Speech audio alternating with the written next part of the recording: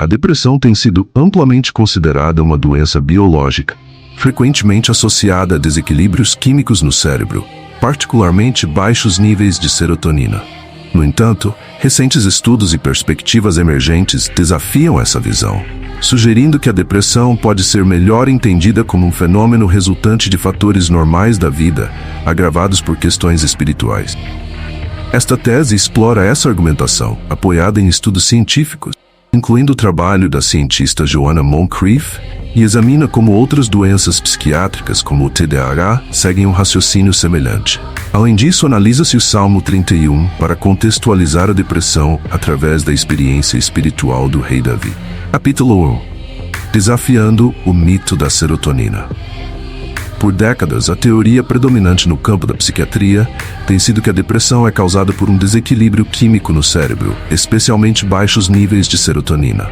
Esta visão levou à prescrição generalizada de antidepressivos, conhecidos como inibidores seletivos de recaptação de serotonina, e, no entanto, estudos recentes questionam a validade dessa hipótese. Joanna Moncrief, uma destacada psiquiatra e pesquisadora, publicou diversos estudos criticando a teoria do desequilíbrio químico. Em sua análise, Moncrief destaca que não há evidências conclusivas que comprovem que baixos níveis de serotonina causem depressão. Segundo ela, a ideia de que a depressão é causada por um desequilíbrio químico no cérebro é uma simplificação excessiva e não é apoiada por evidências robustas. Moncrief argumenta que a eficácia dos IZS não prova a hipótese do desequilíbrio químico, pois esses medicamentos podem simplesmente estar atuando como placebos ou exercendo efeitos calmantes que não estão diretamente relacionados ao aumento da serotonina.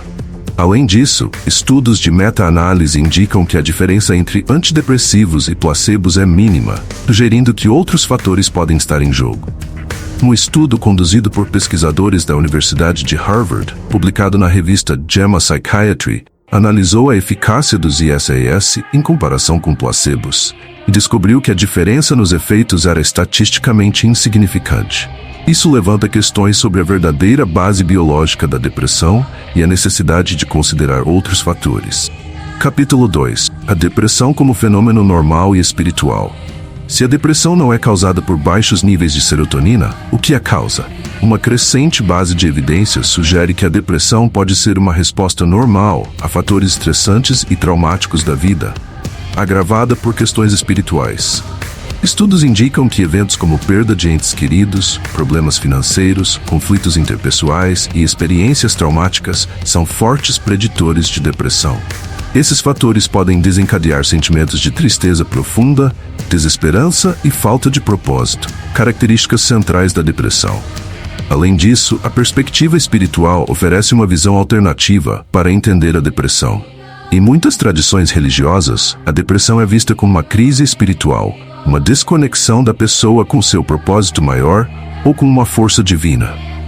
Essa visão é compartilhada por várias culturas ao redor do mundo.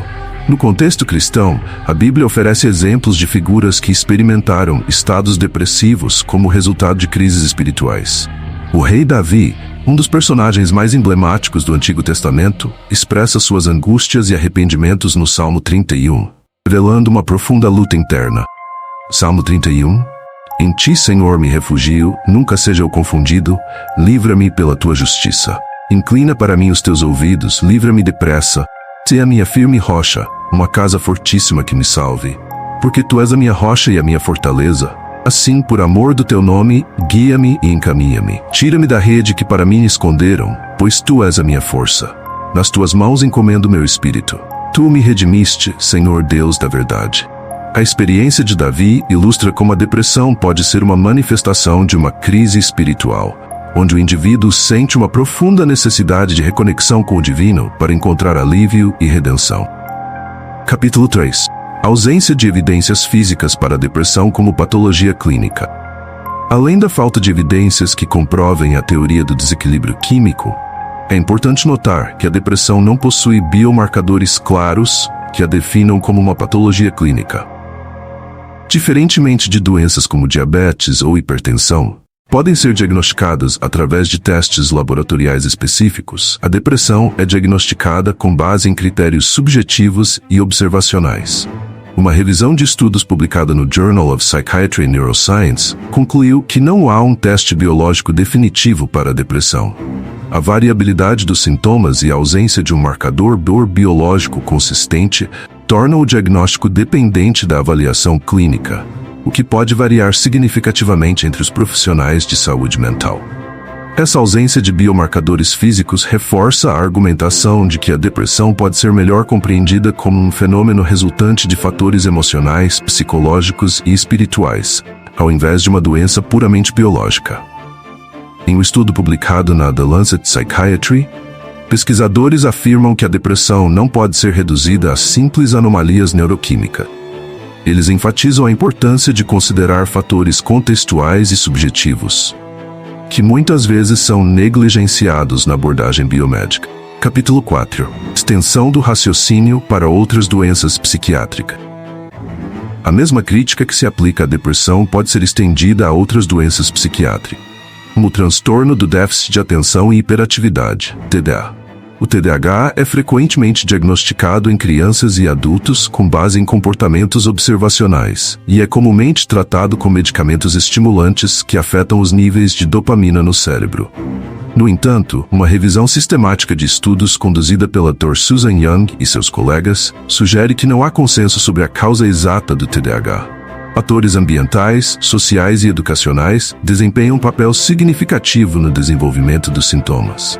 Além disso, como na depressão, não existem biomarcadores específicos que confirmem o TDAH como uma patologia clínica independente.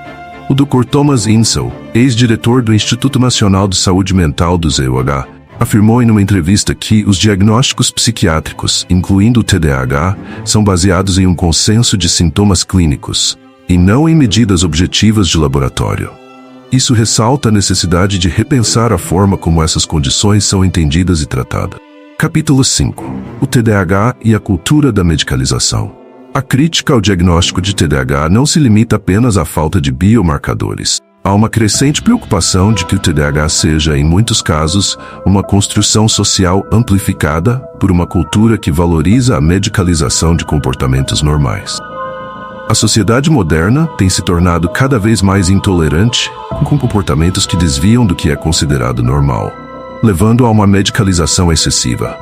Richard D. Gramper, em seu livro Ritalin Nation, Rapid Fire Culture and the Transformation of Human Consciousness, argumenta que o TDAH é em grande parte um produto da sociedade moderna.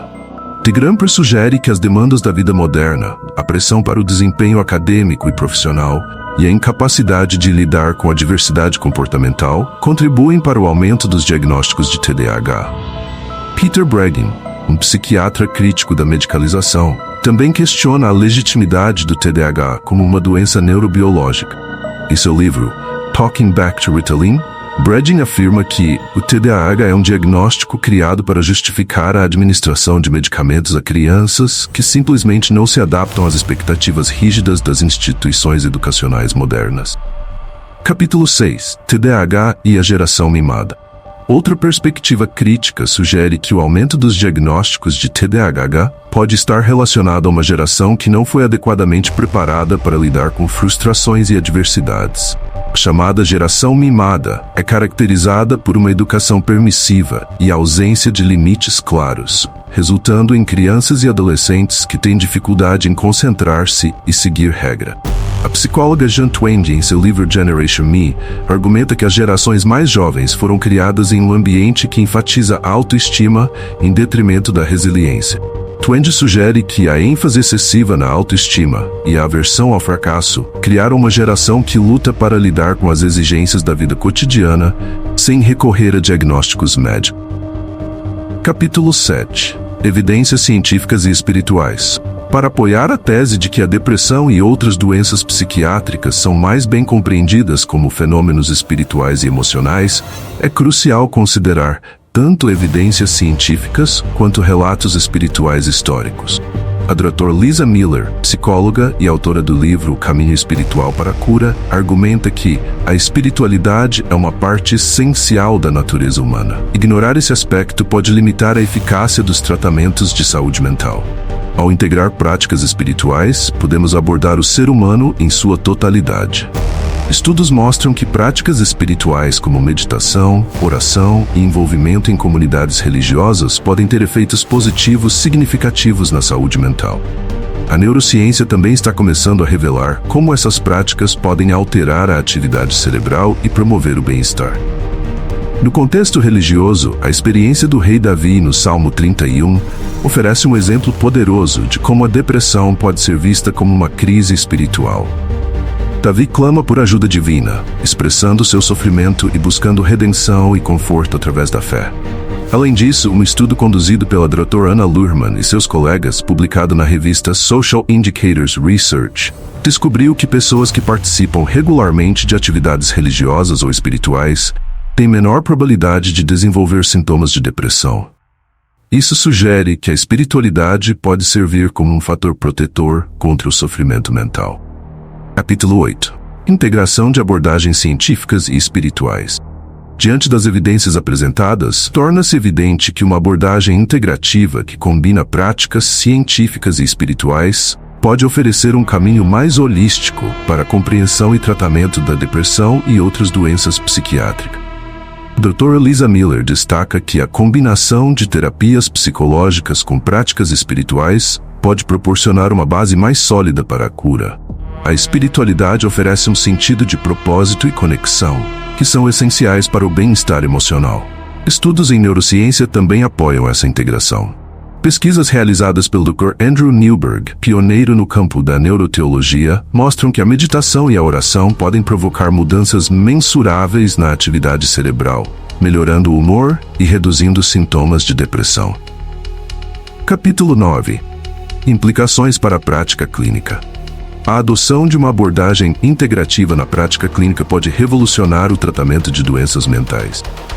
Profissionais de saúde mental podem incorporar técnicas espirituais em seus métodos de tratamento, oferecendo uma gama mais ampla de opções para os pacientes. A doutora Elisa Rodrigues, psicoterapeuta, compartilha sua experiência. Incorporo meditação e técnicas de mindfulness em minhas sessões. Os pacientes relatam uma sensação maior de paz e bem-estar, além de uma melhor capacidade de lidar com o estresse e a ansiedade. Em clínicas de reabilitação, programas baseados em princípios espirituais, como os 12 Passos de Alcoólicos Anônimos, têm mostrado eficácia no tratamento de dependências. Esses programas enfatizam a importância de reconhecer uma força maior e de buscar uma transformação espiritual como parte do processo de recuperação. Estudos têm demonstrado que pacientes que participam de programas de 12 passos têm taxas de sucesso mais altas em comparação com aqueles que seguem apenas tratamentos médicos convencionais. Isso sugere que a dimensão espiritual desempenha um papel crucial no processo de cura e recuperação. Conclusão. A depressão, tradicionalmente vista como uma doença causada por desequilíbrios químicos no cérebro, está sendo cada vez mais entendida como um fenômeno resultante de fatores normais da vida e agravado por questões espirituais. Estudos científicos, como os de Joanna Moncrief, desafiam a teoria do desequilíbrio químico, enquanto a ausência de biomarcadores físicos sugere que a depressão não deve ser classificada como uma patologia clínica convencional. O TDAH, por sua vez, também enfrenta críticas significativas quanto à sua legitimidade como doença neurobiológica. As evidências sugerem que muitos diagnósticos de TDAH podem ser uma resposta às pressões sociais e educacionais modernas, e não a uma condição clínica genuína. Ao considerar a depressão e outras doenças psiquiátricas através de uma lente espiritual, podemos abrir novas possibilidades para tratamento e compreensão. A integração de práticas espirituais com abordagens psicológicas e sociais pode proporcionar um caminho mais holístico para a cura, atendendo às necessidades emocionais e espirituais dos indivíduos. Esta tese não apenas desafia as noções convencionais da psiquiatria moderna, mas também oferece uma visão mais ampla e compassiva da experiência humana, reconhecendo a complexidade da mente e da alma. Em última análise, a busca pela cura e bem-estar deve considerar o ser humano em sua totalidade, unindo ciência e espiritualidade para promover uma vida mais plena e significativa.